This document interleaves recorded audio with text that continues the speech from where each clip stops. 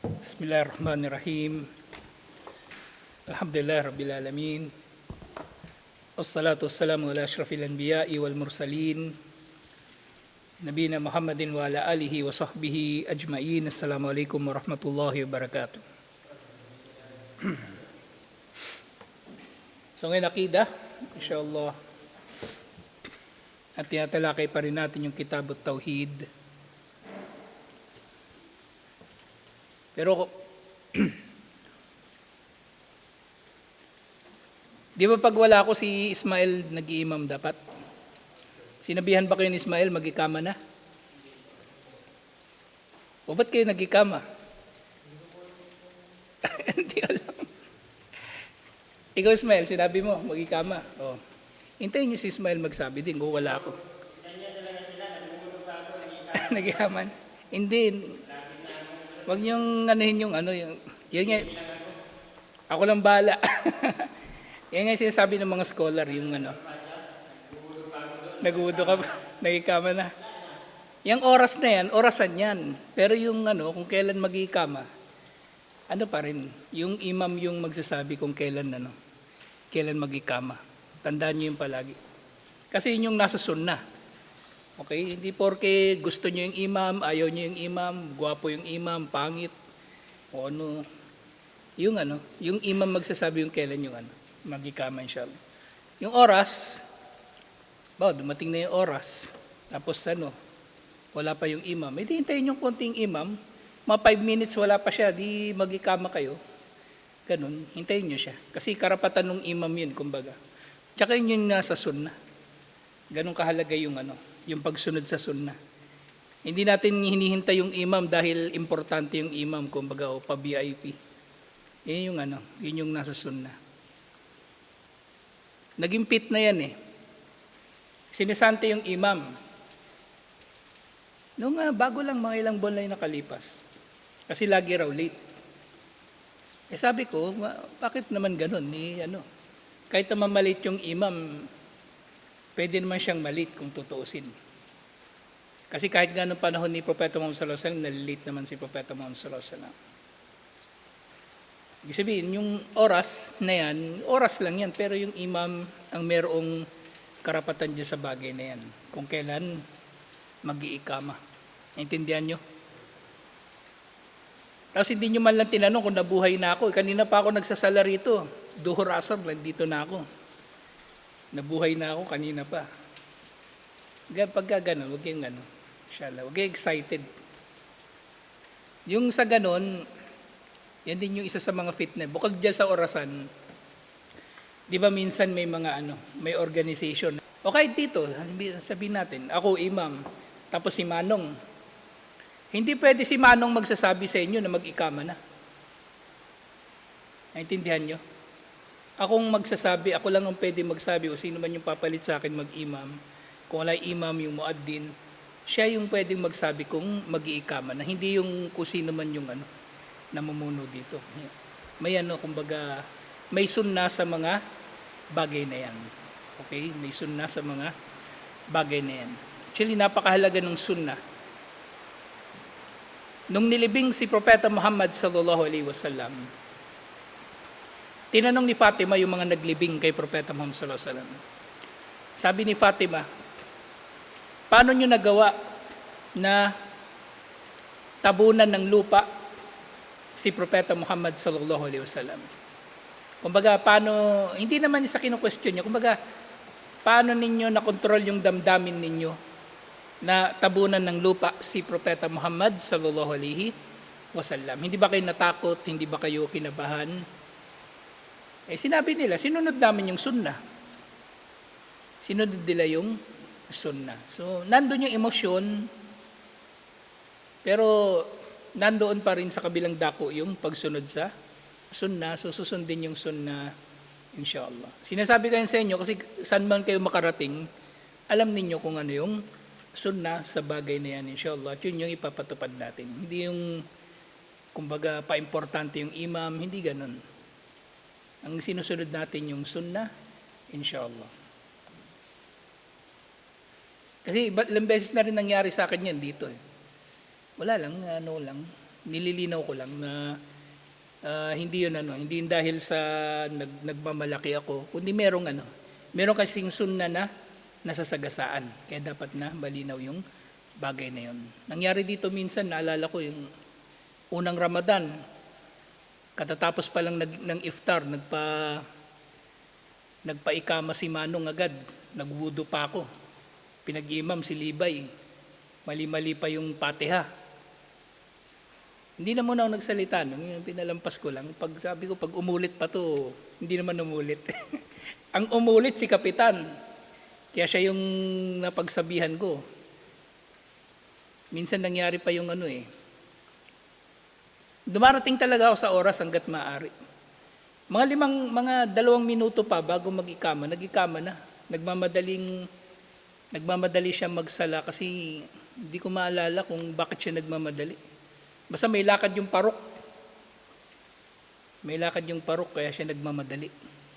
Pag ganon, wag na siya magsala rito, pwede man siya lumakad na.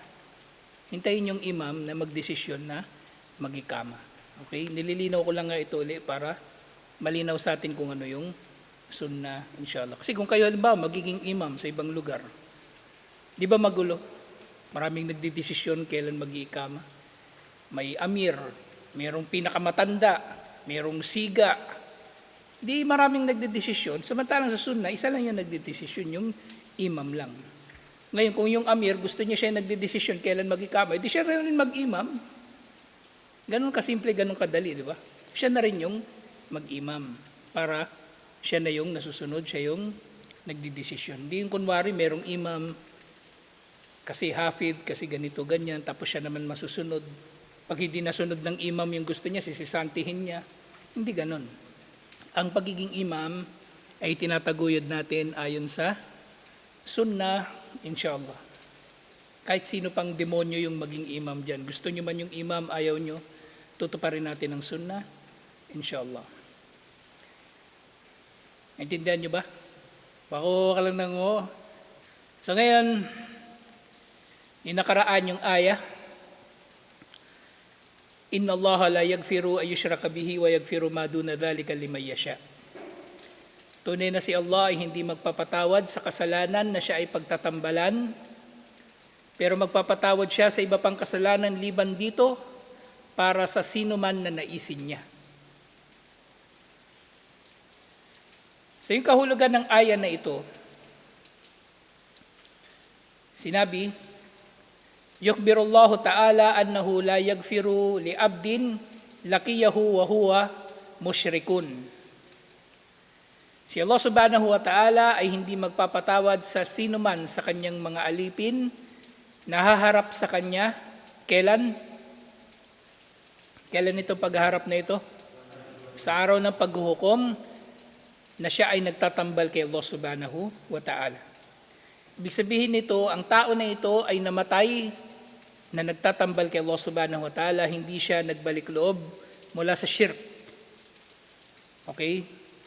Ibig sabihin, kapag ang tao ay nakapag-shirk, anuman klase ng shirk, gaano man kalaki, kaliit, kung ito ay hiningi niya ng tawad kay Allah, nagbalik loob siya kay Allah bago siya mamatay, mawawalan na rin ng saysay yung shirk na yun, kumbaga, kung ito ay napatawad na ni Allah subhanahu wa ta'ala. Pero nga yung tao na haharap kay Allah sa araw ng paghuhukom na siya ay nakapag-shirk, sila na yon na hindi niya patatawarin. At gayon din karugtong nito, wa annahu yaghfiru ma duna syirki min ad-dunubi liman yasha'u min ibadihi. At si Allah ay magpapatawad sa iba pa, liban pa sa shirk, sa ano pa mang kasalanan, liban pa nga rito, sa sino mang naisin niya. Sa sino mang naisin niya. Anong ibig sabihin nito? Sinasabi, وَتُفِيدُ الْآيَةَ أَنَّ الشِّرْكَ أَعْظَمُ الذُّنُوبِ. Ang aya na ito unang-una ay nagsasabi, nagpapabatid na ang shirk ito ang pinakamasahol na kasalanan. أَعْظَمُ الذُّنُوبِ, أَعْظَمُ, pinakamasahol na kasalanan, pinakamasama na kasalanan, lianna Allah Ta'ala akhbara annahu la yaghfiruhu liman lam yatub minhu. Ito ang pinakamasahol na kasalanan dahil sinabi ni Allah na hindi niya patatawarin ang sino man na hindi magbalik loob sa kanya mula rito. Ibig sabihin yung mamatay na hindi nagbabalik loob kay Allah mula sa shirk. Bakit? Kasi nga, pagkatapos mo mamatay, pwede ka pa ba magtauba? Hindi na. Wala nang tauba pagkatapos ng kamatayan. Ayon doon sa hadith, Inna Allaha yakbalu taubatal abdi malam yugargir. Si Allah subhanahu wa ta'ala ay tumatanggap ng pagbabalik loob ng kanyang alipin hanggat hindi ito naghihingalo. Kaya nga si Paraon, kahit nagsyahada siya, hindi na yun tinanggap sa kanya. Wala nang tauba pagkatapos ng kamatayan. Ang tauba ay bago ang kamatayan. Kaya nga, yung mga hadith tungkol sa talqin, yung sinasabi, lakinu mautakum,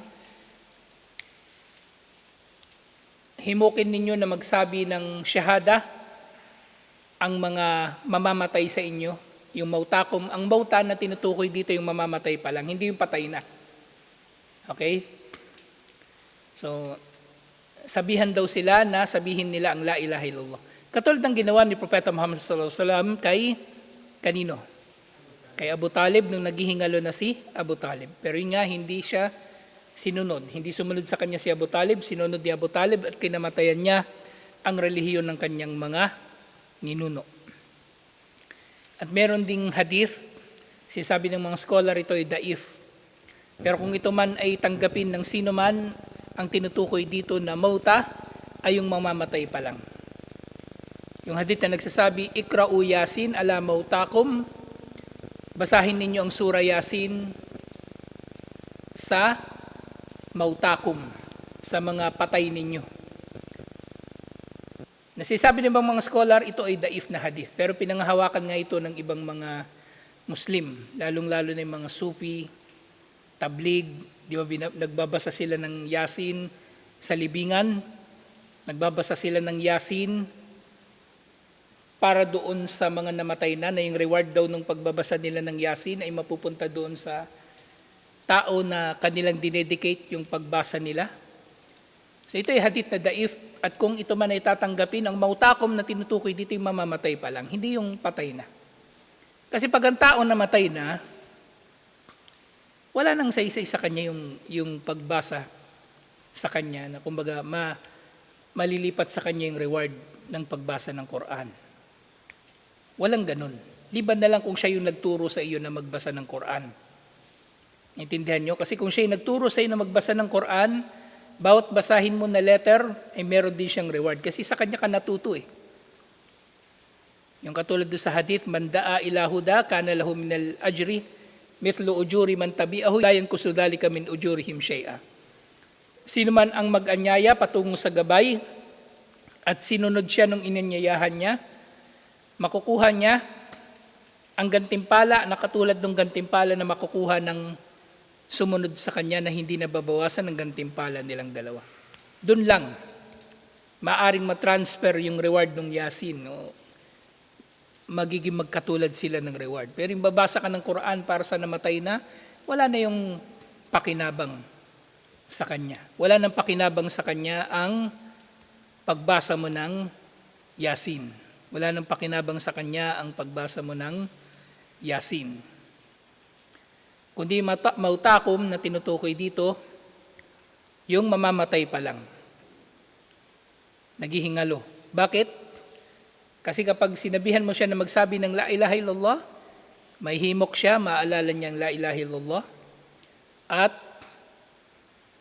kung maririnig niya yung Yasin, mapapaalalahanan siya siyempre doon sa mensahe ng surah Yasin.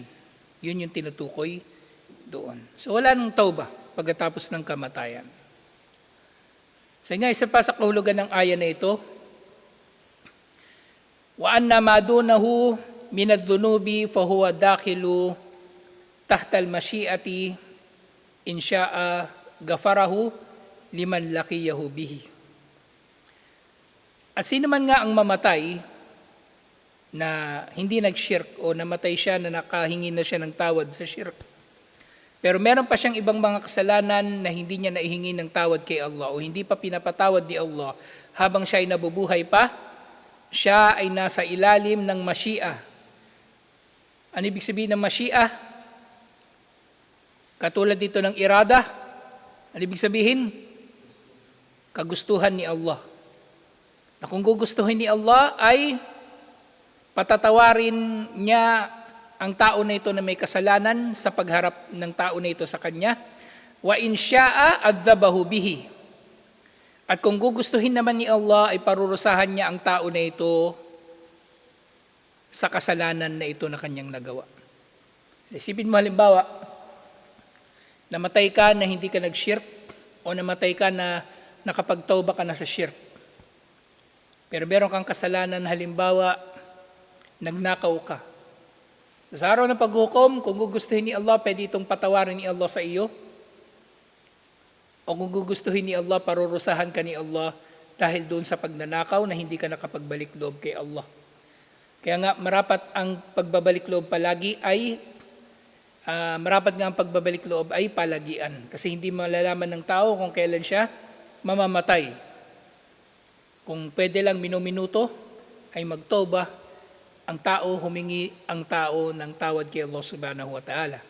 Dahil namang oras ay pwede siyang aabutan ng kamatayan.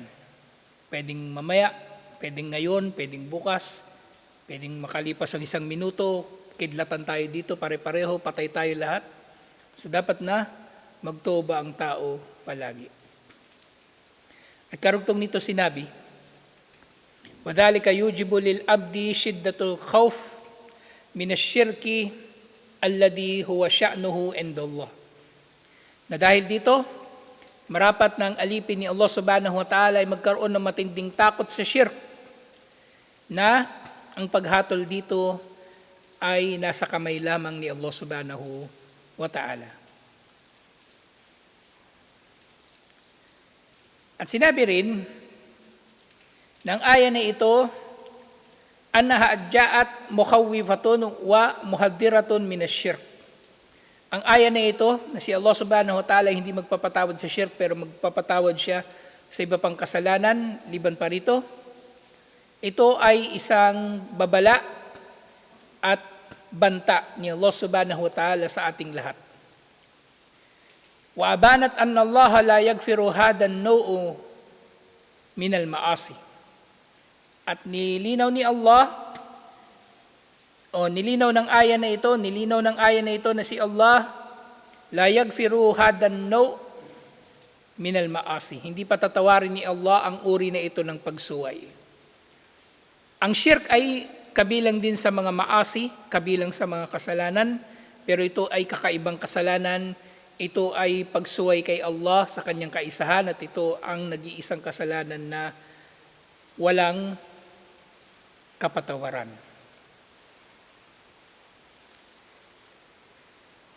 Ito napakahalaga na malaman ng tao na marapat siyang umiwas sa shirk at matakot sa shirk. Dahil si Ibrahim alayhis salam,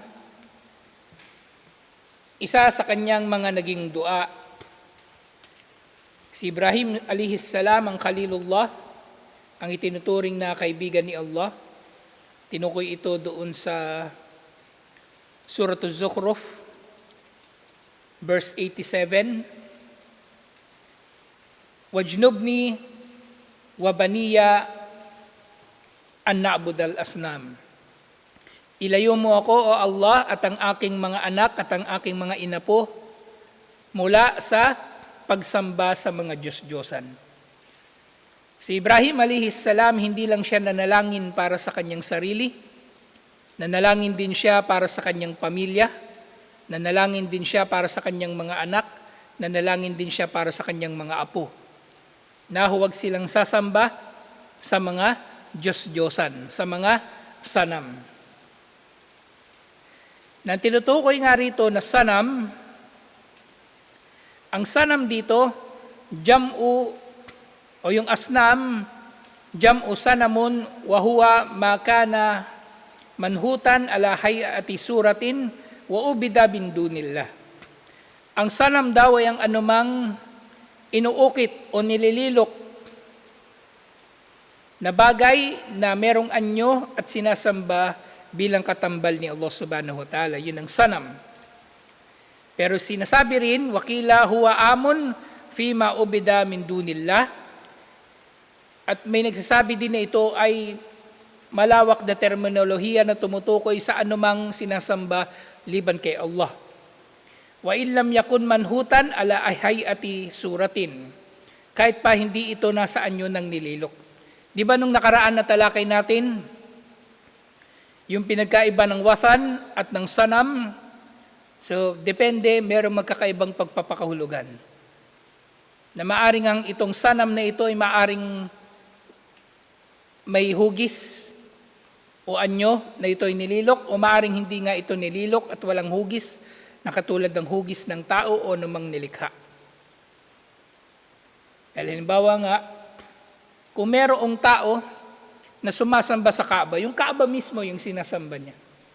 Hindi naman yung hugis tao, di ba? Pero yun ay may tuturing na sanam o wathan. Kung siya ay sumasamba rito, ginawa niyang katambal ni Allah yung Kaaba. Pero nga, hindi tayo sumasamba sa Kaaba. Ang Kaaba ay hinaharap lang natin bilang direksyon ng pagdarasal.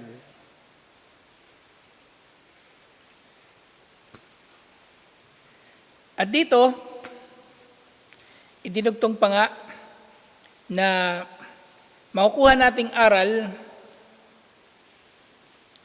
mula rito, hiya annahu idha kana Khalilur Rahman alladhi kana yuksir al-asnam biyadihi ishtadda khawfahu ala nafsihi wa ala banihi min ash-shirk bisababil iftitani bil asnami fasa'alallaha lahu wa li banihi wakayata ibadatiha fanahnu awla minhu lida'fi imanina.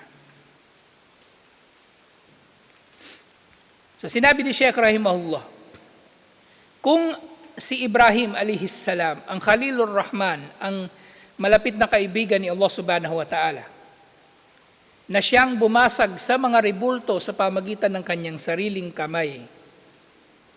Di ba, binasag ni Ibrahim alayhis salam yung mga rebulto sa pamagitan ng kanyang sariling kamay. Na ganon katibay ang kanyang iman, ang pananampalataya. Kung siya sa kabila nito ay natatakot pa rin sa shirk, na sa sobrang takot niya sa shirk ay kinatatakutan niya ito hindi lamang para sa kanyang sarili, bagkus ay kinatatakutan niya rin para sa kanyang mga inapo, sa kanyang mga anak, dahil sa fitna o pagsubok, tukso, na dala ng mga rebulto at mga Diyos-Diyosan, na dahil dito ay humiling siya kay Allah, nagpakupkop siya kay Allah, na siya ay pangalagaan ni Allah laban sa mga rebulto at ngayon din ng kanyang mga inapo, laban sa pagsamba sa mga rebulto. Kung si Ibrahim alayhis salam natakot sa shirk, nagdua kay Allah laban sa shirk, at nasa kanya na ang lahat ng katangian ng kawalan ng kinalaman sa shirk. Sukdulang basagin niya yung mga rebulto at pagtangkaan siya ng mga tao na patayin. Paano siya papatayin ng kanyang nasyon? Itatapon sa apoy. So gusto nila maging matindi ang parusa kay Ibrahim alayhis salam. Kung si Ibrahim alayhis salam natatakot sa shirk, paano pa kaya tayo? Kung si Ibrahim alayhis salam natatakot sa shirk, mas karapat dapat tayong matakot sa shirk dahil sa mahina nating pananampalataya. Na ito yung sinabi ni Sheikh rahimahullah. Kung si Ibrahim alayhis salam natatakot sa shirk, mas dapat tayong matakot dahil sa hina ng ating pananampalataya. Kaya nga, ang Muslim, hanggat maaari nga ay dapat wala siyang kinalaman sa mga hindi mananampalataya. Kaya nga minsan,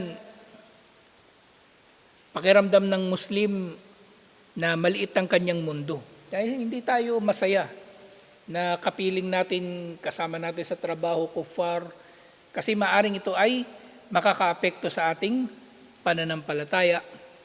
So ganun dapat yung ating nararamdaman. Kaya nga ang Islam, ang kahulugan nga nito, ulitin natin, al-istislamu lillahi bit-tawhid, wal-inqiyadu lahu bit-ta'a, wal-bara'atu minasyirki wa ahli. Ang pagsuko kay Allah sa bisa ng kanyang tauhid, pagtalima sa kanya sa pamagitan ng pagsunod, at ang kawalan ng kinalaman sa shirk at sa mga gumagawa nito. Kawalan ng kinalaman, ibig sabihin, lumalayo tayo sa kanila hanggat maaari. Hindi yung puri tayo ng puri sa kuffar, ginagaya natin kuffar, iniidolo natin kuffar, naikinig tayo sa music nila, nanonood tayo ng pelikula nila o ano paman, na maaring magagawa natin ito paminsan-minsan, diba? Dahil sa trabaho, may kipagmabutihan ka sa katrabaho mo na kuffar, kaklase mo na kuffar, pero yung makakaramdam ka na ng pagmamahal sa kanila, liban pa sa pagmamalasakit na normal na pagmamalasakit bilang mananampalataya, yun ay maaring tumataliwas na sa kaisahan ni Allah subhanahu wa ta'ala. Na may kita nga natin si Ibrahim alayhis salam na siya yung pinakamalayo sa shirk, inilalayo niya ang kanyang sarili sa shirk at nililimitahan niya yung kanyang ugnayan sa mga hindi mananampalataya. So ganun din tayo, inshallah, bilang mga Muslim. So ito yung Shirkun Akbar, at sa susunod matatalakay naman natin yung Shirkun Asgar, inshallah, lalo na yung hadith na akhwafu ma akhafu alaykum ash-shirk al-asgar, na pinaka nakakatakot sa mga ibinabala ko sa inyo o kaya kinatakutan ko para sa inyo ay ang shirk na maliit. Ang shirk na maliit. Nang tinanong siya kung ano ito nga ang riya o ang pagpapakitang tao. So itutuloy natin ito inshallah sa linggo. Assalamualaikum warahmatullahi wabarakatuh.